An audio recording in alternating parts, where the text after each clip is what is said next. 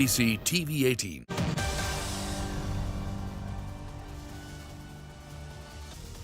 Hello, welcome to CNBC-TV18 News Center. With me, Parikshit Luthra. Week 2 of Twitter under Elon Musk has begun, with the social media company recalling some employees who had been laid off and postponement of the blue tick subscription service till after the midterm elections. The Tesla CEO and now the chief of Twitter has also put out conditions for verification, including 1, any name change will lead to temporary loss of verification. Secondly, Twitter handles engaging in impersonation without specifying parody will be permanently suspended. Elon Musk also said that he is hopeful that the Twitter Blue India rollout will take place within a month, but still there are many questions in the minds of advertisers about content moderation and the impact of the $8 per month blue tick subscription. Also, whether changes taking place will be in compliance with local laws. I'm now joined by Sanjay Hegde, Senior Supreme Court Advocate, N.S. Napinai, cyber law expert, Lauren Hirsch of the New York Times, and Nikhil Pava, founder of Medianama. Thank you very much, ladies and gentlemen, for joining us. N.S. Napinai, if I can begin with you, an $8 per month subscription service for the blue tick. How will this be for users, and what can it do to a platform like Twitter? Well, I would assume that in terms of the business perspective, Twitter would have taken its call based on its market analysis. But from a legal perspective, this is where we stand today. One, the intermediary guidelines of 2021 mandate that any platform that is a significant social media intermediary may voluntarily include a verification process. It even includes in the provision that upon verification, a particular mark will be given to delineate the verified accounts from the unverified accounts. Nowhere does the law say that it has to be a free service. Therefore, to that extent, in terms of where we stand in terms of law, Twitter is not really violating any provision. Whether this is going to make business sense or not, that's for Twitter to figure out. Right. Nikhil Pava, what do you think? Will this make business sense? We have been reading how this will lead to lesser ads. You will be able to post longer videos if you choose the subscription service. Will this augur well for content creators? Parikshit, I think Elon Musk looks like a man without a plan. He's overpaid for a platform. He has to service $1 billion debt each year. And so he needs to figure out how to increase operating profits in order to service that debt. But it looks like every day he wakes up with a different idea and he's trying to figure out how to make money from the platform to service that debt. He's asking users for suggestions. He's haggling, price with Stephen King. Just today, he asked about whether a YouTube-like platform with 42-minute videos might work. Whether Twitter can evolve into that. He's fired entire teams, including trust and safety, without realizing that these are critical for an advertising safe platforms. And now there are reports that he's trying to hire back some of the people who he fired. So he's a man without a plan. It's not clear what he wants to do. He's not clear what he wants to do. And this uncertainty creates, this essentially creates uncertainty for users, for advertisers, for brands on the platform. And that basically, again, affects the business, because when advertisers don't feel safe about the direction that a platform is taking, whether they don't want their brands to appear next to hate speech. We saw, I think, 4 or 5 years ago that YouTube had to demonetize neo-Nazi content on the platform after global agencies put their hands up and said that they won't advertise on YouTube unless YouTube does this, and they did. So instead of trying to make the platform safer, which has been, let's face it, a struggle for Twitter over the years, the amount of hate speech on the platform has been immense, and they've, apart from an improvement under Vijaya Gade over the last 3 odd years, Twitter struggled with hate speech on the platform. Now it looks like it's going to go downhill from here. Right. So we're not sure about, whether content creators would like to stay on the platform. Obviously, the problem is that these are global public spaces, even though they're privately owned. So Facebook has Right. its own type of audience, Instagram has its own type of audience, YouTube has its own, Twitter has its own. Content creators are going to have anyway been prioritizing platforms that they choose depending on the audience that they have. You'll probably see them Okay. look for alternate spaces to start building just in case it continues to go downhill from here on in Twitter. All right, that's an important point. Sanjay Hegde, to get in your view, the Minister of State for Electronics and Information Technology has said that India would not have a problem with this subscription service. They would only want Twitter to comply with the laws of the land. But when you have a subscription service of this kind, what does this do to free speech on Twitter or sharing of views on Twitter? Elon Musk has said that there will be a content moderation council and no decision on reinstating accounts or content moderation will be taken before this council is put into place. So what would be your view? Well, it all boils down to a definition of free speech. Free speech is not necessarily what Elon Musk will or Jack Dorsey will permit on the Twitter platform or what Mark Zuckerberg will permit on the Meta platform. Free speech ultimately is protection for speech in every physical town square, as well as now the digital global commons. Each country has its own definitions of free speech and of what is allowed, what is not allowed. And if a platform operates in a country, to my mind, it would have to abide by the constitutional values of that particular country. So in my own case, where I got deplatformed by Twitter, I took them to the Delhi High Court. The matter is still pending there, but the Delhi High Court is yet to rule on whether Twitter performs a public function, whether they are amenable to the writ jurisdiction of the courts, and once they are held to be amenable, what would the standards of free speech be? Would it be the same standards that the government of India is held to, or would different standards be allowed? So I can see this video of Musk carrying a sink in, saying, let it all sink in. I quite frankly think that the events of the past week seem to be that Twitter is going down the sink. All right, so let's see what happens. It's week 2 for Twitter under Elon Musk. Lauren, you have been tracking this story very, very closely. We've heard about 3,700 employees being laid off across Twitter offices around the world. Many of them are now being called back, is what we hear. What has happened? Why has Twitter changed its mind now? Is there also a plan to maybe close down some of the regional offices in other countries? So this is the problem with laying off employees as quickly and broad scale as Elon Musk has. He, just a day or two into the layoffs has realized that a couple of the layoffs, more than a couple, a number of the employees that he laid off are actually vital for operations, particularly ahead of midterms where security and trust are, those teams are exceptionally important. Elon Musk has a number of ambitious research and development ideas he wants to roll out with his products. Well, those require employees. So over the past, 24, 48 hours, all of a sudden, a number of employees have been reached out to find out, actually, if you want to come back, you can. Now, of course, that's a question. On the one hand, that's a paycheck. An important paycheck. On the other hand, the company has drastically changed since they were there, and they were already let go once. And is that a bargain that they are willing to kind of make and go back? And yes, there has been, very broad scale layoffs internationally, and that absolutely raises questions as to how Twitter is thinking about its footprint globally. Right. Lauren, just one more quick question before we return to our guests. We believe there have been certain petitions, certain suits filed against Twitter for violation of the WARN Act. Could that really spell legal trouble for Elon Musk? And could that be a reason why employees are now being called back? It's possible. I never want to say never. If I were to bet, I would bet that's not a reason why.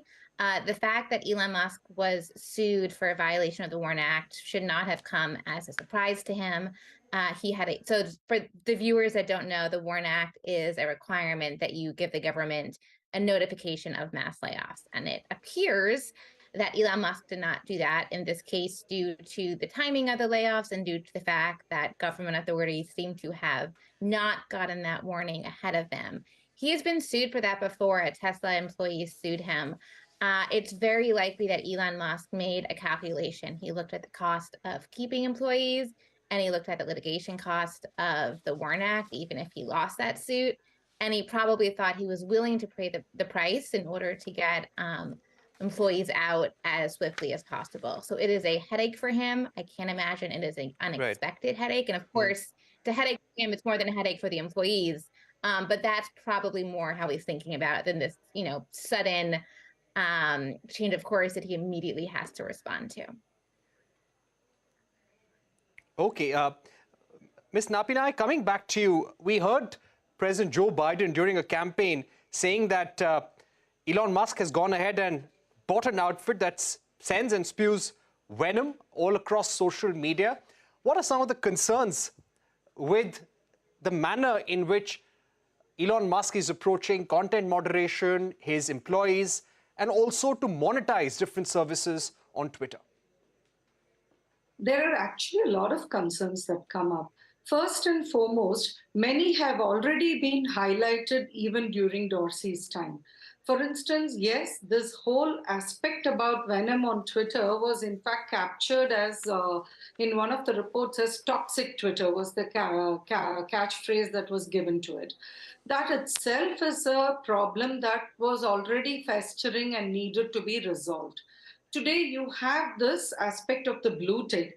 There was a flip side to it, which has nothing to do with the business aspect, which I wanted to highlight, Parikshit. Now, you have a lot of problems of financial scams and frauds that have been taking place using social media platforms and chat apps or microblogging sites like Twitter. Now, when you have a verified account option, the advantage that you had was that you could at least use one of the services to root out financial frauds. Today, with the payment tag involved, it becomes very critical for big brands because always big brands are the target for fraudsters to use to bait in the victims.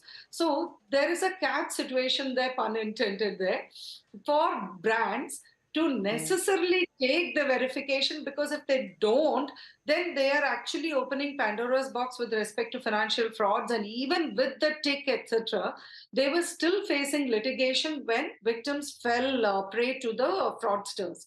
So this is one more aspect I wanted to cover. Primarily, as far as free speech and other issues are concerned in terms of Twitter as a sought-after microblogging site.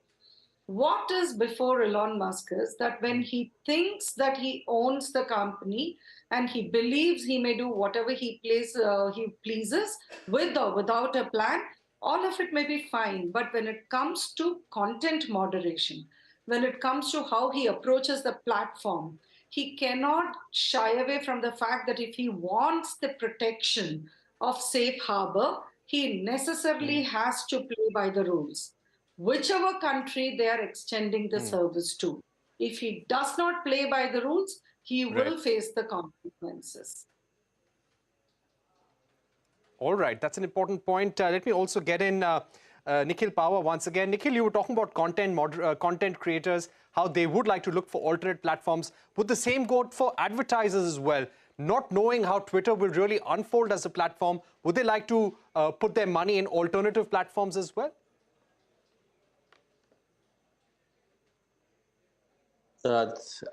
I think given the global scenario right now, advertising's anyway going to probably have a tough time, in which case advertisers will be forced to prioritize where they spend their money.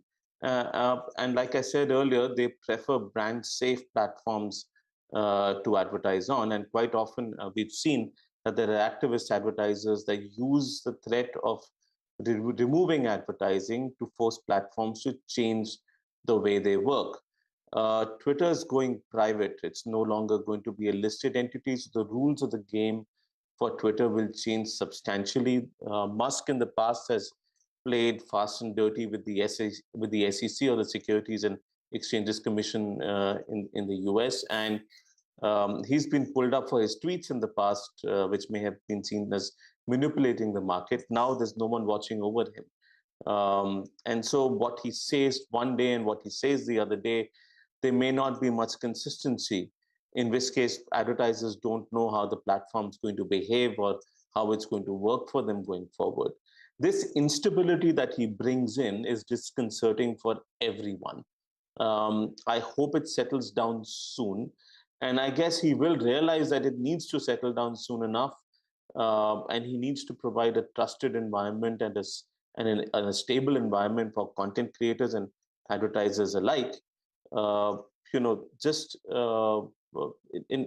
other thing I want to remind everyone is that the IT rules that are in India that force Twitter to comply with certain regulations, and there's also a demand that they must comply with or they must act according to the restrictions or they must enable freedom of speech that is enabled in the Constitution of India.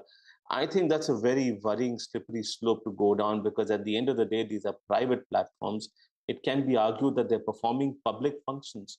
But the moment you start putting that kind of an onus on platforms that aren't substantially that large, to be honest, in this country, not that impactful, you need to be careful about how that empowers the government against platforms as well. I think there need to be 1,000 platforms out there, people who are moving to Mastodon and other spaces. Okay. You've already seen an exodus from Facebook to Instagram and from Twitter to other spaces, to Instagram as well. Let more platforms come up. Let people choose where they want to go. We're spending far too much time discussing Musk and Twitter and not spending enough time discussing important issues like the telecom bill, for which the deadline for consultations coming up in a few days. All right. So we will definitely discuss the telecom bill at a later stage as well, Nikhil. But we've run out of time, unfortunately. Sanjay Hegre, NS Napinai, Lauren Hirsch, thank you very much for joining us. Thanks very much to Nikhil Pava as well. We're going to take a short break here on News Center. Don't go anywhere. India's manufacturing sector is likely to sustain its growth momentum for the next 6 to 9 months, according to the FICCI's manufacturing survey. We discuss the findings with Amit Singhal, CEO of Asian Paints. Don't go anywhere.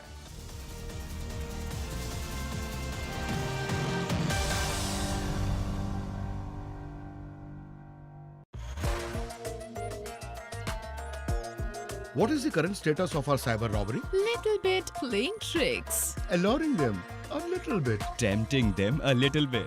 After that, their all money will be ours. Our little awareness can stop their laughter and cunning tricks. Do not use unauthorized apps, unknown links, and don't allow unsecured Wi-Fi connections. If something wrong happens, report the matter immediately on helpline numbers. This festival, bring in Nissan Magnite. Big on dreams. Bold in passion. Beautiful in every drive. Rush to the nearest Nissan dealership now. 2 साल में rate rocket 100%. क्या भाई साहब? Get सही price trends at 99acres.com. घर लेना हो या बेचना, expert से ही पूछना. 99acres.com. Get up close with the movers and shakers of the Indian startup economy. We don't have a mission, we have passion. We look at being able to back more than 500 to 600 brands across different categories.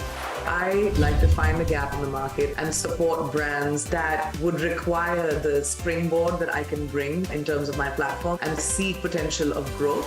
India is the fastest growing digital payments ecosystem in any of the large economies. We are very excited about how we can ride that wave and how can we continue to be front runners. India's most comprehensive daily show on startups. Startup Street celebrates 3 years of showcasing India's startup story. Welcome back. India's manufacturing sector is likely to sustain its growth momentum for the next 6 to 9 months. The survey also highlights that existing average capacity utilization of over 70% reflects sustained economic activity. As per the survey, 94% respondents said they are facing a rise in production cost, but 61% respondents also reported higher production levels in Q2. Amit Singhal, CEO Asian Paints, now joins us on the program. Amit Singhal, let me begin by asking you, the Federation of Indian Chambers of Commerce and Industry believes that the growth momentum will continue over the next 3 to 4 months or even 6 months. Give us a sense of some of the major challenges that you feel are there for India's manufacturing sector right now. So overall, I think the good news in the headline is that the survey has revealed that the next 6 to 9 months, there is a very strong confidence in the manufacturing sector that we are looking at, increased growth and overall quantum of manufacturing going up very, very strongly. In fact, 61% of the respondents reported a higher production for the Q2 in terms of what we see. And in fact, more than 50% recorded a higher growth in Q2, which has just kind of been over. So what we see is, I think, while there is a very strong momentum in terms of the growth prospects and how people are looking at in terms of going forward, there is definitely a concern in terms of the overall inflation in terms of what has come in the environment. Today, if you look at the entire Forex with the rupee weakening, I think that is another kind of constraint which people are seeing in terms of which can kind of really contribute to possibly hassles in terms of going forward. People are also seeing that when we look at the whole area of the rate of interest and how it kind of really augurs with the Fed kind of hiking up the rates, so overall for the future, how it will kind of augur. But in general, what we see is that there is a larger kind of positiveness around in terms of whether it is labor availability, whether it is capacity utilization, or even in terms of people wanting to put up more capacity as we kind of go forward to that extent. So I think the larger propensity seems to be more positive despite some of these factors which I just spoke of. Right. If I would ask you about the demand momentum continuing, we saw a very strong demand for in the retail sector in the month of October during the festive period. Do you think this demand momentum is going to continue? If we were to ask you about the demand in rural versus urban areas, how would you describe that? So overall, as we look at, the rural demand was definitely affected if we look at possibly the Q4 of last year and some bit of Q1 to that extent. What we have seen in general is that in Q2, there has been some resurgence in terms of the rural demand in certain sectors specifically, which has come in. And if you look at more the sectors with respect to the core sectors like cement and construction chemicals and areas like that, that is something which is seeing a resurgence. We are also seeing possibly some good results at the end of the FMCG industries also showing a certain consumption which has come in. But overall, I think the resurgence has been very strong in the automotive sector and the auto parts. I think that has been one big sector which we are seeing a resurgence all across, whether it is the T1, T2 cities or it is the rural cities in terms of the Tier 3, Tier 4 cities to that extent. I think the monsoon has been fairly strong and we see a good resurgence and the consumer sentiment in the rural going up. And we are seeing whether it is the area of chemical and fertilizers or it is in terms of looking at some of the heavy machinery and the tractor sales and so on and so forth, that component, I think that is looking definitely far more positive in terms of what people are seeing. And I think it is all auguring towards the fact that I think some of the demand will continue and the rural sector will do kind of well. Okay, my final question before we end, which sectors do you think will see the highest amount of hiring?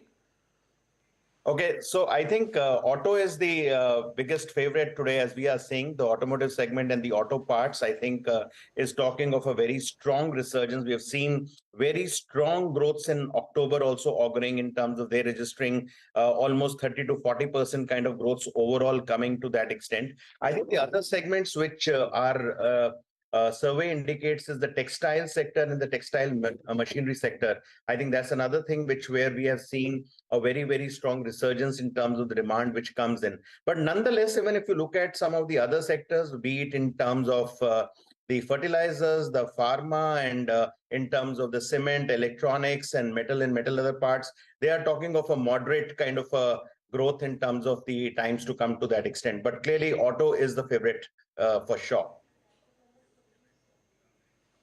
All right. Thank you very much, Mr. Amit Singhal, for joining us, giving us your view on FICCI's manufacturing survey, the headwinds that the manufacturing sector faces, and some of the plus points for the next few months as well. With that, it's a wrap on this edition of News Center. The news continues on CNBC-TV18. Stay tuned.